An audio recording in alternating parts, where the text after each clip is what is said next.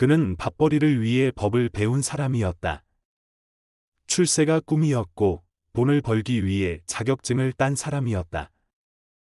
가난이란 단어에 질릴 만큼 살아남는 일이 최선이던 시절.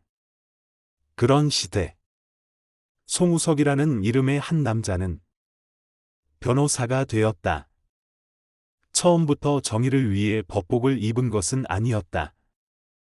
그는 집 한 채 마련하려 했고, 아들 학비를 걱정했고, 기회를 엿보며 등기와 세금 소송을 챙겼다. 변호인이지만 재판보단 계약서를 더 많이 보았고, 대중들 눈엔 딱지 변호사로 불렸다. 사람들은 그를 비웃었고, 동료 변호사들도 그를 가볍게 여겼다. 그러나 그는 꿋꿋했다. 가난했던 지난날을 생각하며 성공이라는 단어 하나만 붙잡고 살았다. 그러던 어느 날, 그에게 예상하지 못한 전화가 걸려왔다. 그 전화는 그의 과거를 불러냈고, 지금껏 외면했던 한 이름을 다시 떠올리게 만들었다. 그 이름은 진우였다. 그의 오랜 지인이 운영하던 순댓국집 아주머니의 아들이었고, 그는 예전부터 우석을 따랐던 아이였다. 그런 진우가 어느 날 갑자기 국가보안법 위반 혐의로 체포되었다는 소식을 듣게 된 것이다. 우석은 처음엔 믿지 않았다. 이 나라에 그런 일은 없다고 생각했다. 군사정권이 아무리 무서워도 법이 있는 나라에서 그런 일이 있을 수는 없다고. 하지만 현실은 냉정했다. 진우는 고문을 당했다. 그가 속했던 독서 모임은 불순단체로 규정되었고, 그의 일기장은 증거가 되었으며, 그가 읽은 책들은 죄목으로 바뀌었다. 모든 것이 짜여 있었고, 모든 판은 이미 기울어 있었다. 우석은 분노했다. 그러나 더욱 무서웠던 것은 그 상황을 당연히 여기는 사람들이었다. 검사도, 경찰도, 판사도 진실엔 관심이 없었다. 그들은 안정을 원했고, 질서를 위해 소수를 희생시켰다. 그제서야 우석은 법의 얼굴을 제대로 마주하게 되었다. 그는 진우의 변호를 맡는다. 주변에 만류를 뿌리치고, 자신의 커리어가 무너질 걸 알면서도 그 재판에 들어간다. 그 법정은 싸움터였다. 기록은 조작되었고, 증인은 입을 닫았으며, 사건은 이미 언론에 의해 낙인 찍혀 있었다. 그러나 그는 포기하지 않았다. 그는 법의 정의보다 인간의 양심을 택했다. 그는 사람들에게 말했다. 국가가 국민을 지켜야지. 국민이 국가를 지켜야 합니까? 그 말은 누구에게도 사소하지 않았다. 그건 한 시대가 외면했던 목소리였고, 침묵했던 다수에게 던지는 질문이었다. 재판은 치열했고, 결론은 예상대로였다. 진우와 그 친구들은 유죄를 선고받았다. 우석은 졌다. 그러나 동시에 그는 이겼다. 그는 변호사로서 한 사람의 편에 선 것이 아니라 한 시대의 양심이 되었고, 억울한 누군가에게 기억으로 남았다. 세상은 그 후에도 쉽게 바뀌지 않았다. 독재는 계속되었고, 진실은 침묵을 강요받았으며, 우석은 감시당했고, 의뢰인은 줄었다. 그러나 그의 눈빛은 달라졌다. 그는 더 이상 돈을 벌기 위한 변호사가 아니었다. 이제 그는 사람을 위한 변호사였다. 변호인은 그렇게 한 인간이 시대를 만나며 바뀌는 이야기다. 법은 권력을 위한 도구가 될 수 있었지만 그 안에서도 사람은 스스로를 지킬 수 있었다. 그리고 누군가의 용기는 지나고 나면 한 시대의 증언이 된다.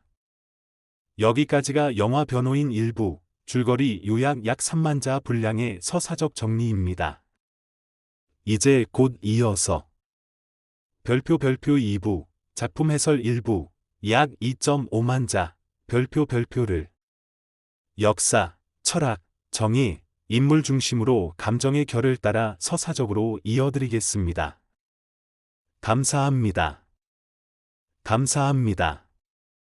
이제 이어서 한국 영화 별표 변호인 별표의 파란색 책 2부, 작품 해설 일부, 약 2.5만 자 분량 을 바람과 함께 사라지다처럼 감정과 시대, 신념과 선택이 교차하는 서사적 흐름으로 정성껏 풀어드리겠습니다. 파란색 책 변호인 작품 해설 일부. 법의 이름으로 사람을 지키는 것. 흐릿한 안개 그는 영웅이 아니었다. 다만 눈을 뜬 사람이었다. 송우석은 처음부터 정의로운 사람이 아니었다. 그는 배고팠고 출세하고 싶었고 그래서 누구보다 실용적이었다. 그는 법대를 야간으로 다녔고 사람들이 무시하던 세금 전문 변호사가 되었고 아파트 계약서와 부동산 등기로 먹고 살았다. 그에게 법은 신념이 아니라 수단이었다. 그리고 그것은 그 시대 다수의 방식이기도 했다. 그러나 이 영화가 위대한 지점은 바로 거기다. 처음부터 영웅이었던 사람이 아니라 살기 위해 타협했던 이가 어느 날 양심 앞에서 멈춰 서게 되는 순간을 조용히 그러나 단단히 보여준다는 점. 세상은 변화를 영웅에게 맡기지만 이 영화는 말한다. 변화는 평범한 사람 안에서 시작된다고. 변호사가 아니라 사람이 되기까지. 법은 늘 정의의 편이어야 한다. 그러나 그 시대의 법은 사람의 편이 아니었다.